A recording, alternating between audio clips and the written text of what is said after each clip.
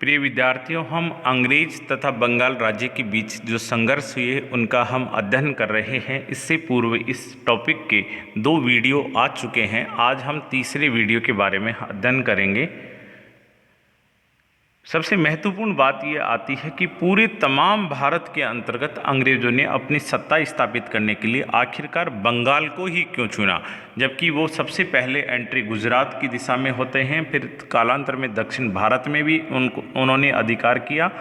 उसके बाद में वो बंगाल की तरफ आए, लेकिन फिर भी बंगाल में उन्होंने अपने पहले राज्य की स्थापना की। तो वो कौन से कारक थे जिन्होंने अंग्रेज़ों को यहाँ आने के लिए मजबूर किया, या वे कौन से कारक थे जिन्होंने अंग्रेज़ों को बंगाल की तरफ आकर्षित किया? तो बहुत महत्वपूर्ण प्रश्न है कि आखिरकार बंगाल में ये क्यों आए। तो पहला कारण है बंगाल का कृषि की दृष्टि से संपन्न राज्य होना। बंगाल गंगा घाटी में बसा हुआ एक प्रदेश है और तत्कालीन संदर्भ में कृषि आय का मुख्य स्रोत हुआ करती थी। और चूंकि बंगाल धीरे धीरे कृषि की दृष्टि से एक उन्नत प्रदेश हो चुका था, काफ़ी व्यापारिक फसलें भी गंगा के जो मैदानी भाग थे उनमें होती थी। इस कारण धीरे धीरे व्यापारिक गतिविधियाँ इंडस्ट्रियल क्षेत्र के रूप में भी ये विकसित होता है। जब मुगल काल के रूप में बड़े क्षेत्र पर राजनीतिक एकीकरण हुआ, प्रशासनिक एकीकरण हुआ, आर्थिक संपन्नता हुई, राज्य में शांति व्यवस्थाएं कायम हुई, तो आर्थिक और औद्योगिक गतिविधियों को प्रोत्साहन मिला। परिणाम स्वरूप धीरे धीरे बंगाल उस समय के भारत के सबसे बड़े विकसित औद्योगिक क्षेत्रों में से एक क्षेत्र था। तो पहला कारण है बंगाल का कृषि की दृष्टि से संपन्न राज्य होना। उस समय बंगाल भारत का सबसे समृद्ध और उपजाऊ कृषि प्रदेश था। अंग्रेज इस क्षेत्र को प्राप्त करके भू राजस्व के माध्यम से अपने वित्तीय संकटों को दूर करना चाहते थे। हम पढ़ेंगे कि ईस्ट इंडिया कंपनी प्रारंभ में किस प्रकार अपने आर्थिक संकटों से गुजर रही थी। भारत में व्यापारिक नजरिए से आई, लेकिन काफ़ी व्यापारिक घाटा उनको महसूस हो रहा था। भारत की जो विभिन्न क्षेत्रीय शक्तियां हैं उनके साथ उनका जब संघर्ष हुआ तो उन संघर्षों में उनको काफ़ी मात्रा में आर्थिक रूप से नुकसान हुआ। उस नुकसान की भरपाई के लिए वो एक ऐसे क्षेत्र की तलाश में थे जहां से इनको आर्थिक रूप से काफ़ी मदद मिल सके, और ऐसी मदद उनको बंगाल से दिख रही थी और इसलिए वे आर्थिक संकटों को भू राजस्व के माध्यम से दूर करना चाहते थे। तो प्रथम कारण ये हुआ। द्वितीय, बंगाल का विकसित औद्योगिक वातावरण। हमने पहले भी देखा कि मुगल काल के अंतर्गत काफ़ी बड़ा क्षेत्र बंगाल लगभग मुगलों के अधीन रहा। प्रशासनिक, आर्थिक, राजनीतिक, सांस्कृतिक एकीकरण की जो प्रक्रियाएं हुई, उन प्रक्रियाओं के कारण यहाँ पे एक औद्योगिक वातावरण बना, और उस औद्योगिक वातावरण के निर्माण के लिए सबसे बड़ी सहायता यहाँ के जो कृषि की उन्नत स्थिति थी उससे तैयार हुई।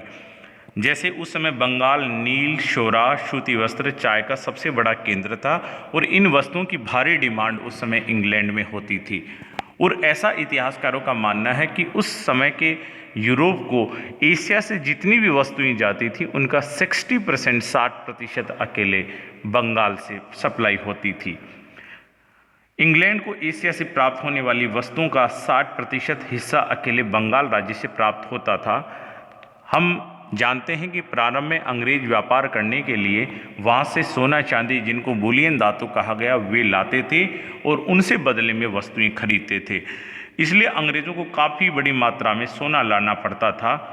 जबकि उस समय वाणिज्यवाद का दौर था, और वाणिज्यवाद के दौर के अंतर्गत सोने के संरक्षण पे सभी देश अत्यधिक ध्यान दे रहे थे।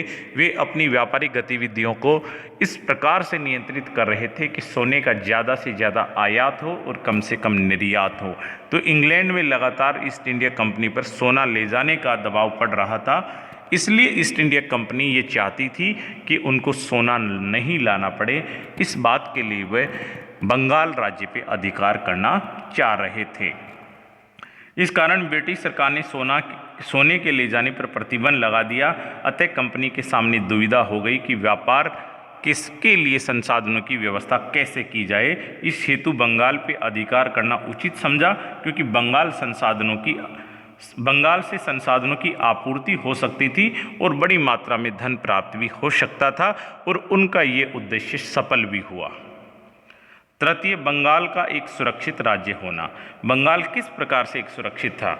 जैसे हम देखें, यदि वे पूर्वी तट पे अपने राज्य की स्थापना करें या पश्चिमी तट पे करें, तो पूर्वी तट पे तो उनको मराठों से समस्या हो सकती थी ऐसे राज्य को, जबकि पश्चिमी तट पर उनको मैसूर राज्य से, टीपू और हैदर अली वाले राज्य से नुकसान हो सकता था, कर्नाटक राज्य से हो सकता था। लेकिन बंगाल में ऐसी कोई शक्ति नहीं थी कि उनके राज्य को, जो प्रारंभिक रूप से शैशव अवस्था में ही बनता, तो उसको किसी प्रकार का नुकसान हो सकता। बंगाल के आसपास ऐसी कोई बड़ी शक्ति नहीं थी जो उनके राज्य को नुकसान पहुंचा सकती थी। अतः बंगाल की स्थिति मराठे और मुगलों से बहुत दूर थी, अतः उन शक्ति का हस्तक्षेप बंगाल में नहीं होता था, अर्थात हस्तक्षेप से रहित थी। चतुर्थ कारण, बंगाल की दुर्बल राजनीतिक परिस्थितियां। बंगाल की राजनीतिक जो परिस्थितियां हैं उनका अध्ययन हमने पिछले वीडियो में किया कि किस प्रकार बंगाल का नवाब अपने जो संरक्षक थे, अपने सेनापति थे, अपने सगे संबंधी थे, उनसे किस प्रकार पीड़ित था और वे गुप्त रूप से अंग्रेज़ों के साथ मिले हुए थे। इसलिए इस परिस्थिति को अंग्रेज़ों ने बड़ी निकटता से महसूस किया और सबसे अच्छी परिस्थितियां उन्होंने बंगाल में पाई। अतः ऐसी स्थिति में आसानी से राज्य में हस्तक्षेप हो सकता था। और अंतिम रीजन, बंगाल का समुद्री तट सुरक्षित था, क्योंकि अभी तक इस तट पर यदि हम देखें तो यूरोपीय जितनी भी व्यापारिक कंपनियां बंगाल में आई तो उनका हस्तक्षेप इस तट पे बहुत कम था, जबकि पूर्वी तट और पश्चिमी तट पे देखें तो उनका अत्यधिक हस्तक्षेप था। ये तमाम कारण थे जिनसे प्रेरित होकर अंग्रेज़ों ने भारत में प्रथम राज्य की स्थापना पूर्वी और पश्चिम तट पे करने की बजाय बंगाल से करना उचित समझा, और उनका ये कदम उनके लिए सार्थक हुआ और उनके लिए भारत में एक तरीके से ये प्लेटफॉर्म साबित हुआ। और इस प्लेटफॉर्म के माध्यम से उन्होंने भारत के हर क्षेत्र तक अपने पहुंच बनाने में आसानी हुई। धन्यवाद।